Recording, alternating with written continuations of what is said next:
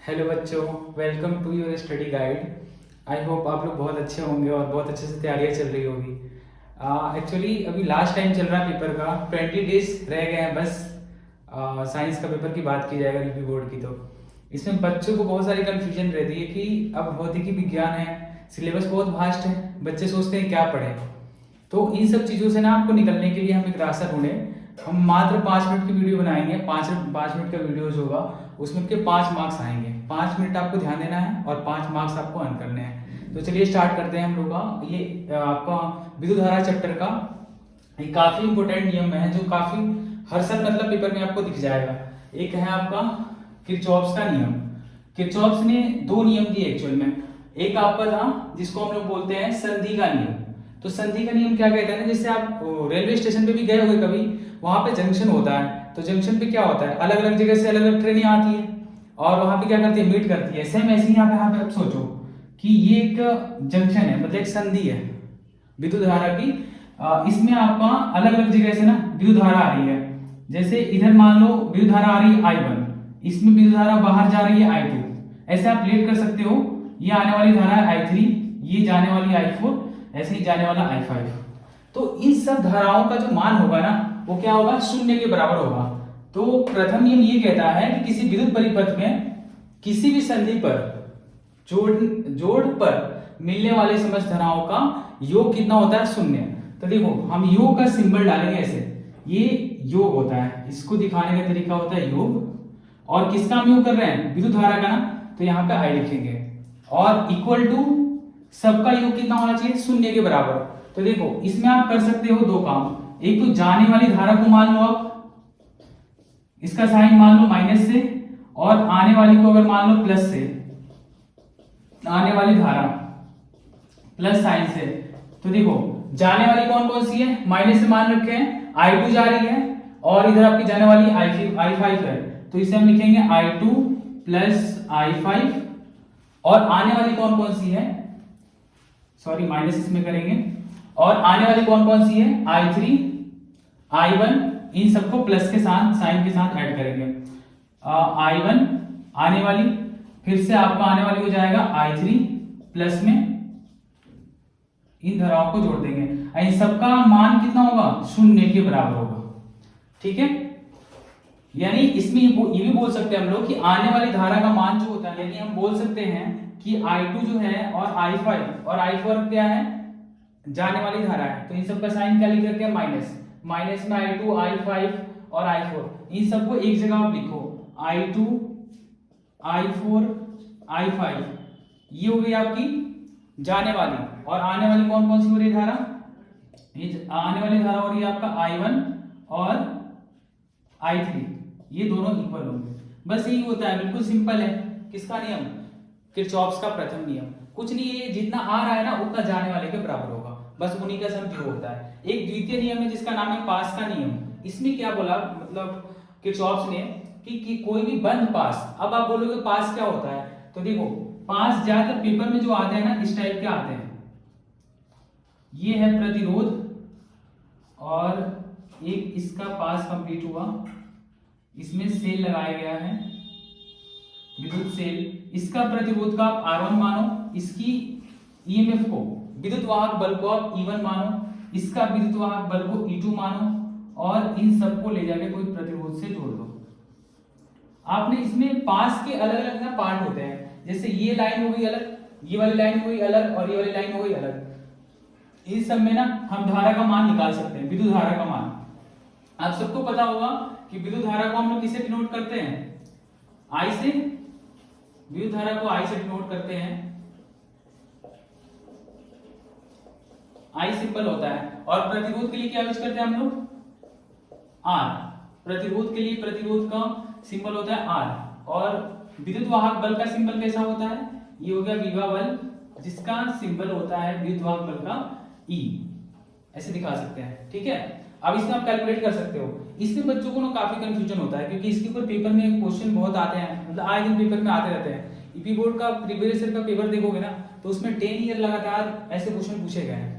इस पे न्यूमेरिकल भी आपको सॉल्व करने को आ जाएगा, और साथ साथ इसमें इसका पास का नियम लगाने को भी आ जाएगा। इसके बाद अगर आप न्यूमेरिकल करना चाहते हो वो भी कर पाओगे।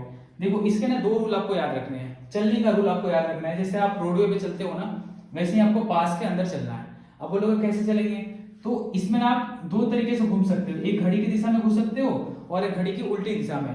तो मान लो हम घड़ी की सीधी दिशा में घूम रहे हैं, जिसका हम I1 मान लिए, और इसका घड़ी का सीधा दिशा है ये भी, जिसको हम लोग I2, मतलब ये पास नंबर 1 है और ये पास नंबर क्या है आपका सेकंड है। और प्रतिरोध इसका R1 हुआ, इसका प्रतिरोध R2 होगा और इसका प्रतिरोध R3 होगा। अब हमें इसके अंदर घूमना है, तो देखो कैसे हम लगाना शुरू कर रहे हैं। आप ये एक दो बातें रूल याद रखने हैं इसके, कैसे इसमें सॉल्व करने का न्यूमेरिकल काम आता है। ये हो गया R1, और अगर R1 इधर है, मतलब इसमें धारा अगर मान लो आगे की तरफ जा रही है I, अगर आप भी उधर साइड में ही जा रहे हो तो दोनों क्या होगा प्लस, इसका साइन क्या लेंगे हम लोग प्लस। अगर धारा मान लो विद्युत धारा आगे को जा रही है, अगर आप पीछे को रहे हो तो इसका साइन आप लोगे माइनस, मतलब अपोजिट डायरेक्शन में हुआ। जैसे ये आपका चलने का दिशा हुआ, इसके अंदर ये चलने वाले हो आप I1, ये I2 आपका चलने का दिशा है घड़ी की दिशा में। अब धारा का दिशा किधर हो रहा है, अगर दोनों सेम दिशा में होंगे तब तो आप प्लस साइन लोगे, अगर ये दोनों अपोजिट दिशा में हुए तो क्या ले लोगे माइनस। एक तो ये आपको रूल याद रखना है, साथ साथ एक और आपको रूल याद रखना है, मैं यहाँ पे राइट कर दे रहा हूँ, चाहे यहाँ पे राइट कर दे रहा हूँ, जिसमें आपको ना सिर्फ आपके चलने की दिशा से मतलब होगा। सेल के लिए अगर आप माइनस से प्लस जा रहे हो, माइनस से प्लस, तो साइन आपका होगा प्लस। अगर आप प्लस से माइनस जा रहे हो तो आपका साइन होगा माइनस। ये आपको बहुत अच्छे से ध्यान रखना है। प्लस से माइनस गए तो क्या होगा आपका साइन, जिस पे एंडिंग होगी ना वही आपको साइन लेना है। माइनस पे एंडिंग हुई तो माइनस, और माइनस से प्लस गए तो प्लस। वैसे रूल बहुत सारे हैं, बहुत सारे कंफ्यूजन वाले रूल है, लेकिन ये रूल ना आपको हमेशा साथ देगा, कभी गलती होने का कोई चांस ही नहीं है। देखो एक पास के अंदर आपको घूमना सिखा रहे हैं, कैसे घूमोगे आप, ये देखो आप जानते हो फॉर्मूला I इक्वल टू विद्युत धारा equal to V by R होता है। जहां पे अगर V निकालना हो, मतलब विभव निकालना हो, एक्चुअल में हमें किसका सम निकालना है, विद्युत वाहक बल का ना, तो विभव तो निकालना पड़ेगा। तो विभव इक्वल टू होगा I इंटू R। अब हमें ना इस सर्किट में जहां जहां आपको दिखेगा R, वहां से आपको I को मल्टीप्लाई करना होगा और विभव की इक्वल करना पड़ेगा, क्योंकि आप यहाँ पे देख रखे हो धारा और प्रतिरोध का क्या होना चाहिए गुणनफल। तो चलो हम लोग गुणनफल इसका करते हैं। अब एक काम और आपको करना पड़ेगा कि इसमें धारा की दिशा को मानना पड़ेगा। अब धारा की दिशा कैसे माने हम, तो ये तो मानो सेल है, ये छोटा वाला सेल का जो साइन होता है माइनस का, बड़े वाले का होता है प्लस। अब ऐसे घूमना है हमें, ये तो हमारे घूमने का दिशा हो गया घड़ी की दिशा। अब आप धारा की दिशा कैसे मान रहे हो आपके ऊपर डिपेंडेंट है। कोई बच्चा कह रहा है कि हम इधर से धारा की दिशा मान रहे हैं, तो आप मान सकते हो I1, ये हो गया आपका, इधर से भी धारा मान लो आने वाली हो गई I2। ये दोनों मिलके जो जा रही है ना वो आपकी जा रही है I, क्या जा रही है I। तो एक राउंड आपको चलना है। अब देखो सीरीज में आप लोग जानते हो श्रेणी क्रम में धारा शब्द का क्या होता है समान होता है, तो अगर यहाँ I2 हुआ ना तो यहाँ भी क्या होगा I2। अगर हमने यहाँ पे अगर I1 माना है तो इसके पीछे भी क्या होगा I1, क्योंकि ये एक जंक्शन है ना, ये वाला पॉइंट जंक्शन, इस जंक्शन से दो भागों में धारा पड़ रही है, एक ऊपर से होके आ रही है और एक नीचे से होके आ रही है। तो ये एक श्रेणी हुआ पूरा, तो एक श्रेणी हुआ तो इसमें धारा का मान कितना मानेंगे I1। ये ऊपर वाला अलग श्रेणी हुआ तो इसमें धारा का मान यहाँ से लेकर क्या चलेगा I2, और ये अगर इसमें I है ना तो पूरा इस जंक्शन तक I रहेगा, क्योंकि एक श्रेणी पूरा बन रहा है। आपको कुछ नहीं करना, बस इस तरीका को याद रखना है और सॉल्व करना शुरू करते हैं। पहले हम लगाएंगे पास 1 के लिए। तो पास 1 में आप देखोगे ना तो हमें क्या करना है, जहां I और R दिखे उसको मल्टीप्लाई करना है, अब विभव की इक्वल करना है। तो पहले हम इक्वल का साइन डाल दे रहे हैं, विभव को हम इक्वल के इस पार लिखेंगे और I टू R को इस पार लिखेंगे। तो इसमें विभव देखो आपका ये है प्लस, ये क्या है माइनस। तो अब चलने का दिशा कैसे है, घड़ी की दिशा में कहीं से भी चलना आप शुरू कर सकते हो। पास में एक राउंड आपको लगाना है, मतलब एक राउंड घूमना है। तो यहाँ से हम चलना शुरू कर रहे हैं, तो पास में पहले प्लस में जाएंगे फिर माइनस में, तो एंडिंग हमारे कहाँ पे हो रही है प्लस से माइनस। अब प्लस से जब माइनस होगा तो साइन के लगाएंगे माइनस और लिख देंगे E1। फिर यहाँ से चलो, ये आपको विद्युत धारा दिखा I2 और ये R, तो जहां पे विद्युत धारा अगर प्रतिरोध दिखे ना तो वहां पे आप क्या निकालोगे विभव V, या विद्युत वाहक बल आप निकालोगे। तो ये मल्टीप्लाई होंगे दोनों, तो इसकी वैल्यू होगी I2 इंटू R2।